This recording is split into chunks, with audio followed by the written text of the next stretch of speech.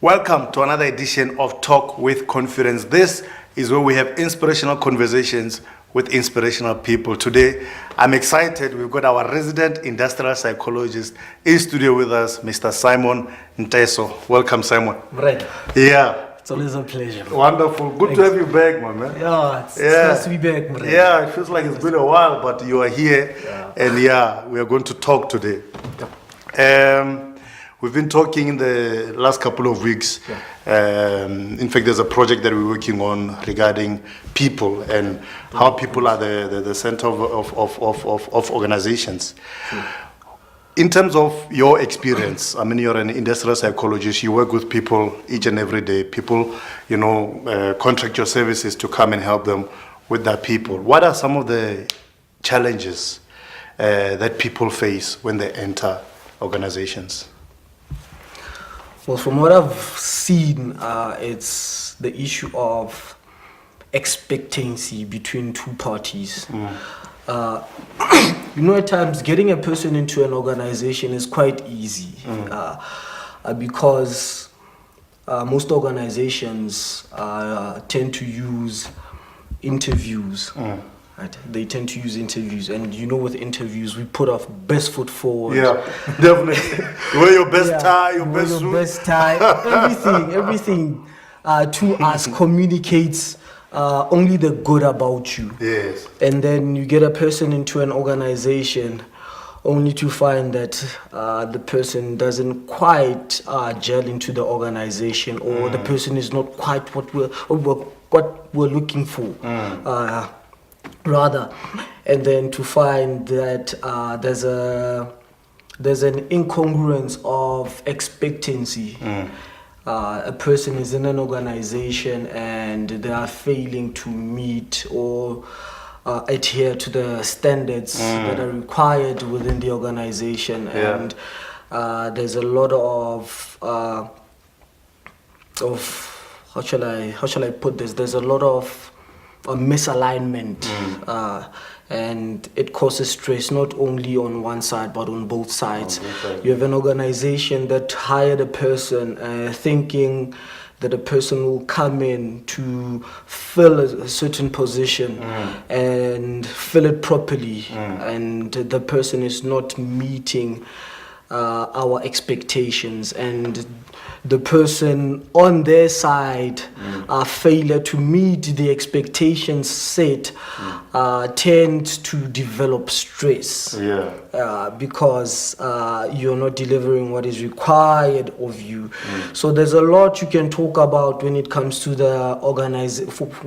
organizations and a lot of dynamics that transpire within organizations. I mean, what you're talking about is quite interesting, and for me, the question becomes: is it a matter of competency, lack of competency, or is the person competent but they just need training to unleash that competence? What do you think the dynamic there is, or what the cause is?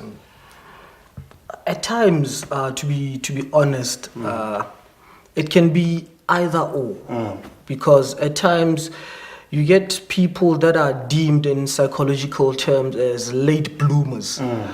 Those are people that come in with potential, right? But they are not displaying productivity yet. Okay. Mind you, let me just, on that note, expound that there is a significant difference between productivity and potential. Just because a person is highly productive doesn't mean that they have potential. Simply put, let me just give an example. You'll have someone who's very good as an accountant, right?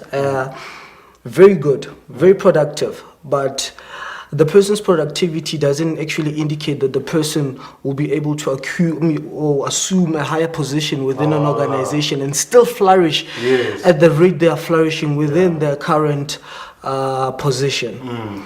So, with that being said, going back to the theory of late bloomers, you could have a person who's just who has the potential to be able to assume that higher position within an organization, but not necessarily high performing as some people. So there's a lot of dynamics around that.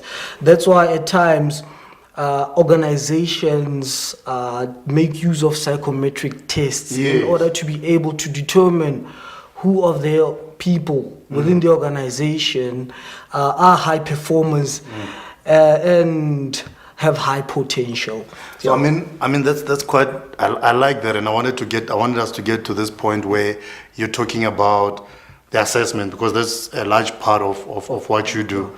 So what is involved in the psychometric test? Psychometrics enable us to see what we deem as latent variables. Latent variables are things that we cannot see, right? That are there but cannot be seen physically. Such as? Intelligence. Yeah, we cannot see your intelligence, but it will be on display when you do some things. Yeah. Right? So we measure such things. All right. We measure such things in order for us to be able to see if a person has potential for something.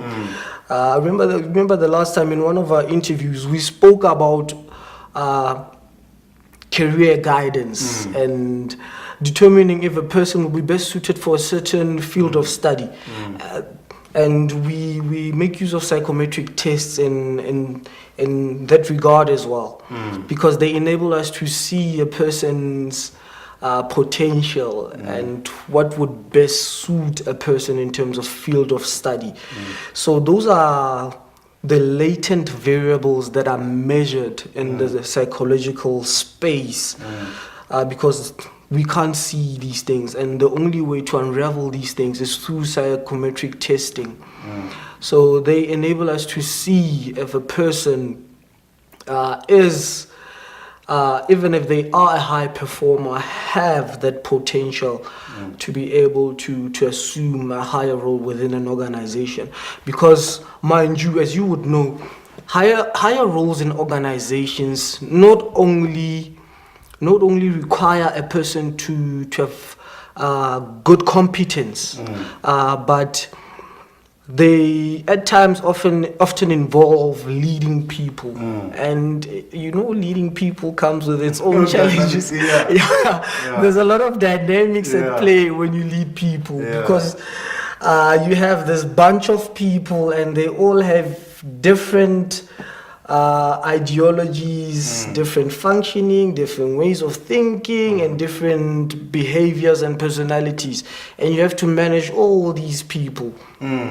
And it takes a lot of adjustment and adaptation, because you have to study and know your people, and you are not going to treat all of them the same way. Well, you're going to have to treat them fairly and the same way as per requirements in the organization. But I'm just saying that you know who's good at what in your team, and who would do what best. So as a result, you utilize them differently. It's like a parent knowing their children, knowing what best suits your child, and what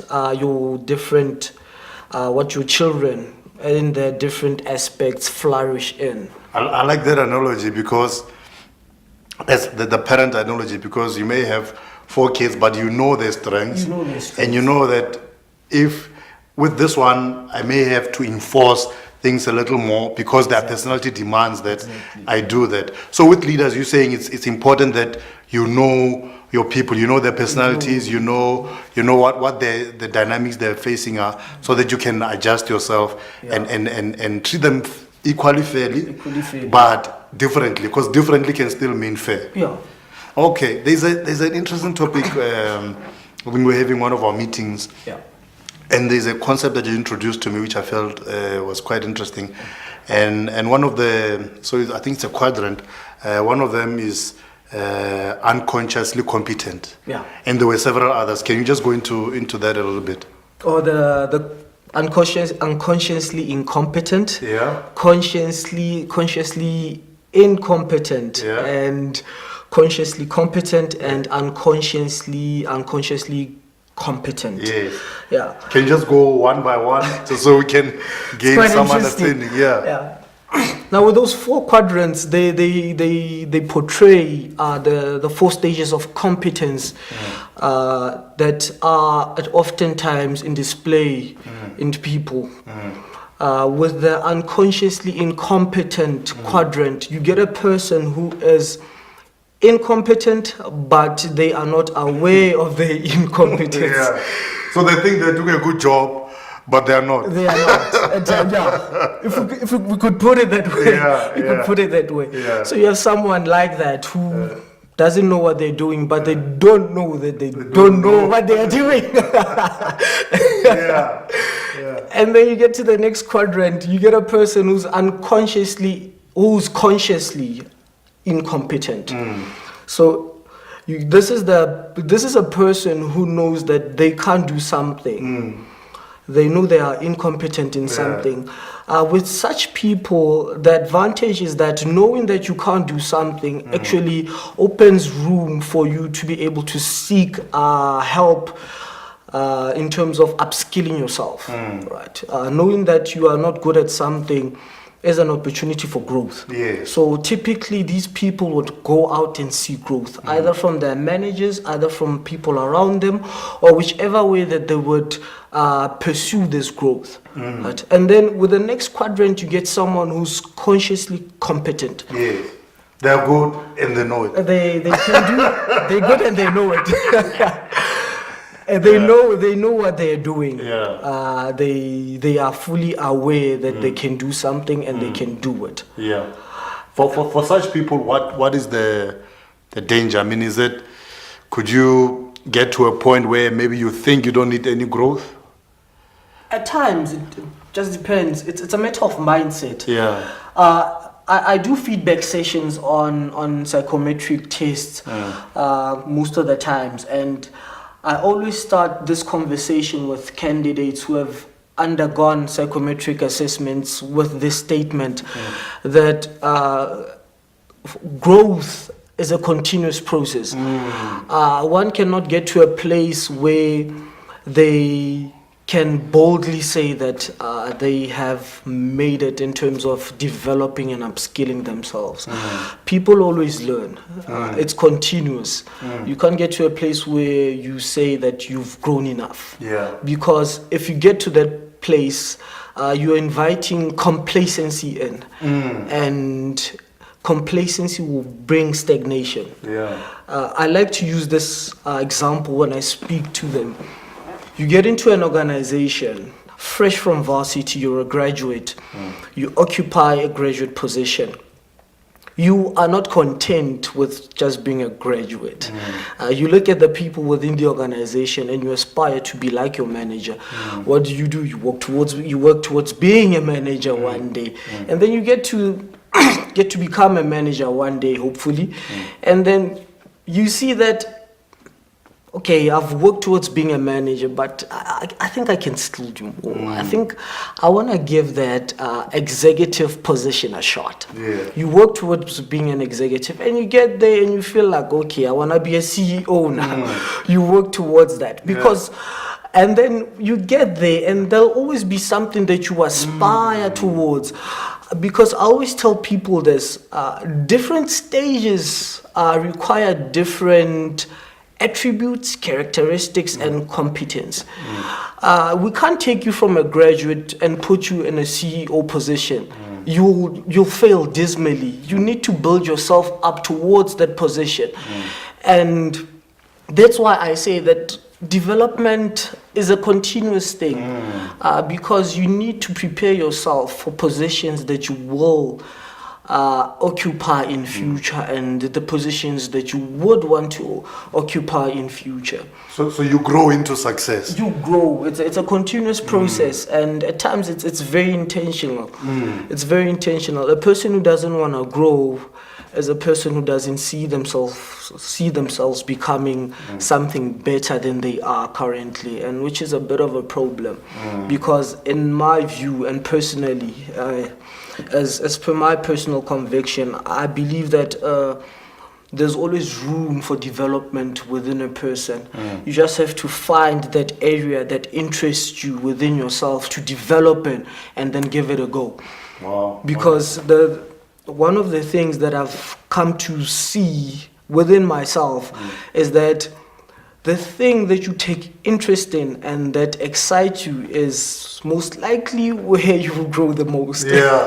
If there's passion, if there's fuel, the car will go. Yeah. If there's fuel, the car will go. Yeah. So it takes interest to most likely to at times fuel this development. I mean, in your career, you interact with a lot of different organizations in and out of South Africa. Yeah. You were telling me during the week that you'll be going to Namibia in the coming week. Yeah. What are some of the dynamics? I mean, there's so many cultural differences, even within the borders of South Africa. Yeah. And when you go out, what are some of the cultural dynamics that create tension or that create challenges within organizations? It doesn't have to just be cultural, but some of those dynamics that, as people, because whenever you're working with people, there may be differences of opinion, differences of views. Exactly. So what are some of those challenges that you've practically seen as you're working? As we are on global conference television now, the word global broadens spectrums. I don't know if you've noticed, but I'm sure you are aware. There's been quite a huge shift in the way business is done, because a lot of businesses there are no borders anymore that restrict business and organizational functioning, for lack of a better word. So there's nothing stopping you from being a South African organization and doing business in other countries, and the same for other countries here. And as a result, organizations are open to hiring people from other countries. You know why? Because there's a lot of advantage that comes with bringing fresh perspectives into an organization. Because one of the driving forces in organizations is creativity. And I don't mean creativity in a one dimensional aspect, but creativity applies across the board. There's creativity in the way we execute our tasks. There's creativity that goes into developing solutions for your clients. The way you present a product. There's a lot of creativity that goes into a lot of things that organizations do. There's for instance, there'll be creativity in a way that you write up a report. For instance, there's creativity in the way you write a book. You write it differently, and that's I'm just making this example to deepen what I'm saying about creativity. So as a result, we get people from across other countries because they come with a fresh perspective and they come with ideas, and these ideas help an organization. Because if you have an organization that has a lot of different ideas and perspectives all coming together, it tends to set you apart. There's a book called The War on Talent, speaking of how talented employees actually set organizations apart. Right? We could both have law firms, but the caliber will be different because of the talent we have within. So you may have good lawyers in your firm, and those good lawyers may set you apart from my organization. And that's what we call talent. Those employees within your firm are talent because they set you apart. And it becomes the advantage, the competitive advantage in modern organizations. Advantage. We deal with, in my line of work, we deal with a lot of organizations, big organizations, and there's a shift that has come recently, or that has been taking place recently, but that most organizations are taking note of currently now more and more. And it's that investing in recruiting the right person who will be able to do their job and will be competent enough actually sets you apart. Because if you can hire someone who will be able to perform off the bat, saves you time.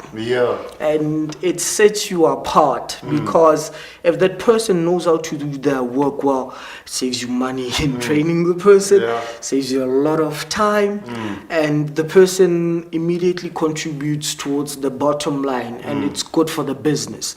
So it's good to hire, or it puts you at a better place when you get someone who's competent right from scratch. And that's what I'm talking about when I allude to talent. So the war comes when countries like, for instance, something that is quite that we see most of the times. For instance, Dubai. People want to go to Dubai. People want to go work in the Middle East. And it's easy for them to go work there because the pay is good. They don't get taxed. And I mean, organizations in a country like Dubai then become attractive, to the best talent in the world. Because I mean, if for instance, if you're South African, and you know you're getting X here, and they say we're gonna give you X times 2 plus Y. It's alluring. We jump ship. It's alluring. The war on talent. And I mean, I like the global conversation because I do believe that, you know, we are operating in a global environment. This show is not restricted to viewers in South Africa. There's somebody in the US, in the UK, they can go online and access the show. So the world is very much global. It's very open to one another. And I mean, with today's skill set or the type of skills that we're imparting on graduates, do you believe that they are enough, or do you think that we are below par in terms of world standards? Can somebody graduate from a South African university or TVET college and compete on a global scale? In some cases, yes. In some cases, no. Okay, explain. That is why you have, can I say this? That is why you have companies that have global graduate programs. They expose their graduates to the way business is done in another country. Right? Because countries operate differently. There's legislations that are in play. In South Africa, we have affirmative action, employment equity, and the likes. So there are different dynamics. There are different dynamics in each country. But in terms of the business environment and organizational cultures, there's a lot of difference. And that's why I was saying that at times companies expose their graduates or that have just come in to other aspects of their business in other countries, so that they are able not to only function within their country, but can also be taken to another country to work there for a certain time. And they don't need much. They don't need. There's not a lot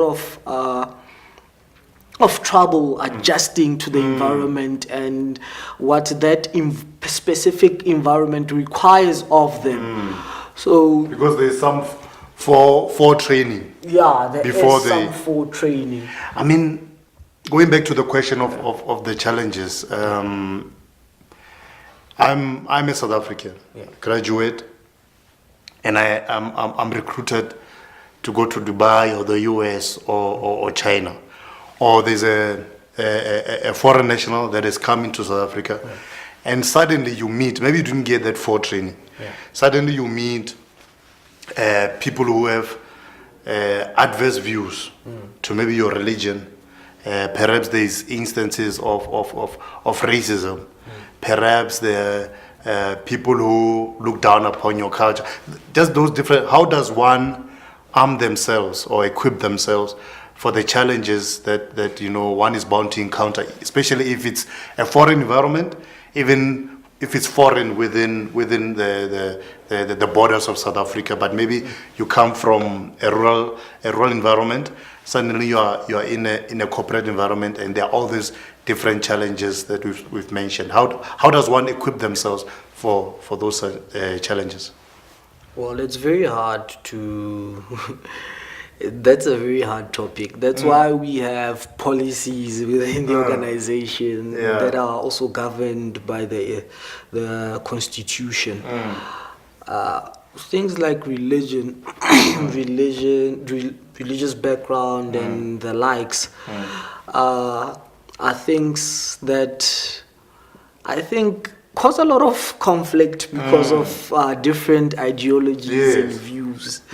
That is why within organizations, most of the times, such things are not engaged on. It's strictly professional conduct, and I'd like to say that I think that works. Reason I'm saying that is because in order not to lose the true essence or the reason why a person is at work, such things have to be in play, or such legislation has to be in place to protect and guard, to protect each and everyone. Remember, we have different beliefs, we have different cultural backgrounds and the likes, and in order for us to keep peace and not forget why we are within an organization, which is to be productive, make money, and your salary, such things need to be in place, because there has been a lot of times these things have caused conflict within an organization, and conflict that is not positive or that is not constructive doesn't work for an organization. That is why such legislation or policies have to be in place within organizations, because we can't be losing track of why we're within an organization. Well, Mr. Simon J. We forgot the last quadrant. Oh, there was a last quadrant. Okay, what was the last quadrant? The last quadrant is unconsciously competent. Unconsciously, so they are able to do it, but they don't know they're able to do it. No. They are something like that. But within this last quadrant, a person is able to do something without even having to apply their mind consciously. Explain. For instance, let's say, when you're a mechanic, when you're starting out and you don't know what you are doing most of the times. Sorry to say that, but I can't think of another example at the moment. It's fine. Or let's take the example of an engineer. Of an engineer. When you've built 100 cars, and you know what needs to go into a car, and you know the procedure, you know everything. It tends to become second nature. That's what I was getting to, second nature. When something becomes second nature, you can do it so well that you don't have to think about it. you don't think of it, and you don't question your ability to do it. Now that's being unconsciously competent. So you can do something so well that it's become second nature. You do it well, and within you doing it so well, there are no mistakes. Okay. No, I get it. So you've done it so for perhaps maybe for so long, for a certain duration of time, or and you do it so well. I mean, like driving. When you're driving, you no longer have to think, oh, now I must hit the clutch. It becomes automatic. It becomes automatic. To use the metaphor. It's natural. You see a car in front of you, you don't have to look at the brakes. You just hit the brakes. Hit the brakes, it's natural. Comes second nature to you. So that's being unconsciously competent. Wonderful. So we've covered all four. We've covered all four. Thank you, sir. I mean, and that's one of my favorite conversations. It's something that I think we need to just extrapolate a little bit more so that we can go into the details. But within those those quadrants, what are which one is the most frequent in organizations? Which of the four do you find that majority of the people are operating in? Or is it different for each organization? What is your experience been? I cannot apply the quadrant to specific organizations because it's a bit of a catch-22 in this instance. Because at times it depends at what you are doing and what it requires. And whether you're trying to measure levels of competency. Okay. I mean, like I said before, you could be a good accountant and then be moved to the next position and then find that you're not as good as you were in your last position. That's unconsciously and consciously incompetent. You see that you're not as competent, as effective as you were in your previous role, and that will require you upskilling yourself and developing to come to that place where you are consciously competent, and then you flow on to the next quadrant and become unconsciously competent. It's a progress. It's like stages of development, but including self-awareness as well. Wonderful. I mean, it's the beginning of the year. And I know we do have we've got a broad spectrum in terms of viewership, but I do know that people that will be watching this show and they'll be going into the work environment for the first time, and I believe a lot of what you've said will help them in those work environments. So, Mr. Simon J. Nteso, thank you so much, our resident industrial psychologist. So you will be back. I will be back. Most definitely. Wonderful. Thank you so much for watching. That was Mr. J. Simon Nteso or Simon J. Nteso, whichever one you prefer. You've been watching Talk with Confidence right here on Global Conference Television. Eitada.